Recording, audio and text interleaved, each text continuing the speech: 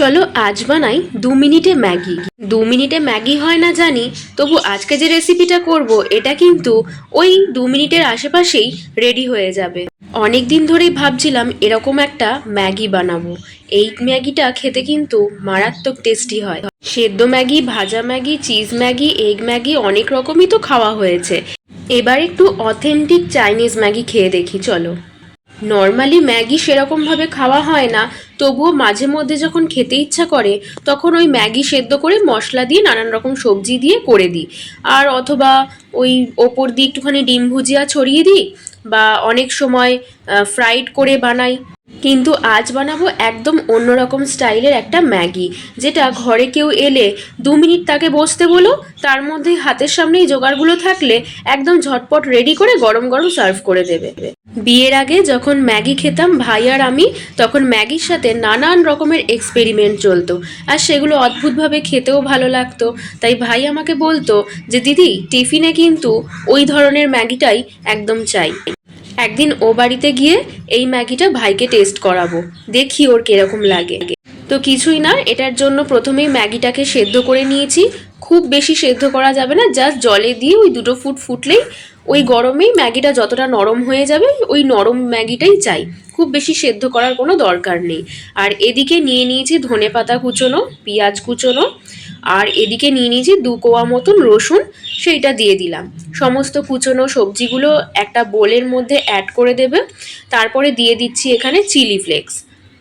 যে যার ঝাল মতন দিতে পারো, চিলি ফ্লেক্সে খুব একটা ঝাল থাকে বলে আমার মনে হয় না, তাই এখানে পারলে তোমরা কুচোনো লঙ্কাটাও ইউজ করতে পারো। তো আমি এখানে কোনো লঙ্কা ইউজ করিনি, শুধু চিলি ফ্লেক্স অ্যাড করলাম।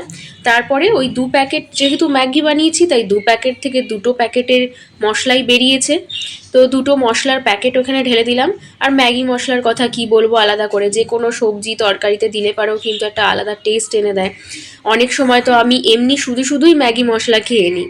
তো যাই হোক, ম্যাগি মশলাগুলো ঢেলে দিয়ে তার উপরে কিছুটা দিয়েছি রেড চিলি সস, আর অ্যাড করলাম এখানে লিকুইড যে সোয়া সস থাকে, লাইট সোয়া সসটা, সেইটা। আর দিয়ে দিয়েছি বেশ কিছুটা সাদা তিল, আর একটুখানি সুইটনেস আনার জন্য দিয়ে দিলাম মধু।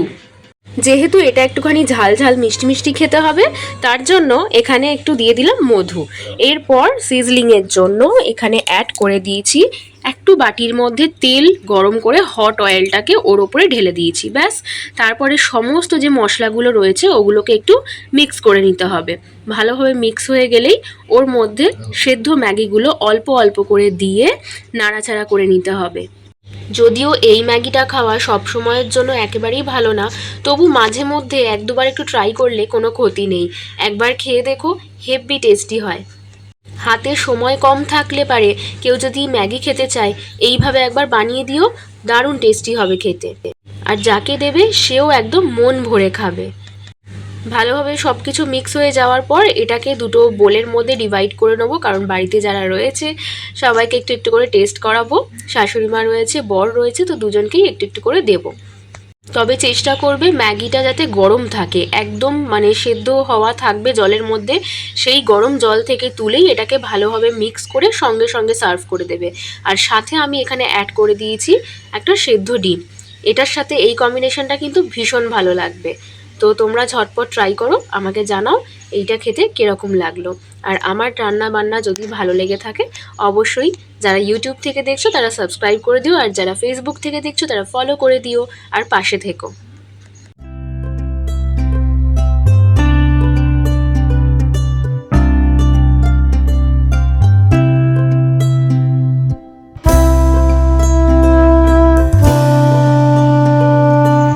এ নাও তোমার ম্যাগি।